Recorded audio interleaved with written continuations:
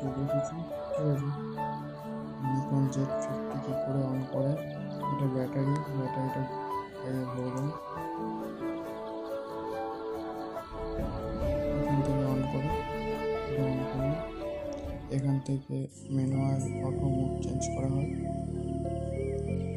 আগে লেন্সের ক্যাপ খুলে নেবে সবাই, ঠিক আছে। আর এটা হচ্ছে ডিসপ্লেটা রোটেট করা হয়। লাইটটা বাড়িয়ে নিলাম, কেমন লাগে দেখি।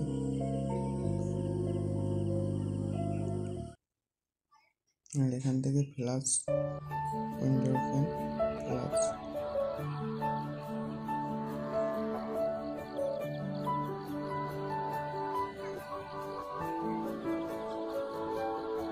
আমার লেন্স হচ্ছে 18-140 লেন্স।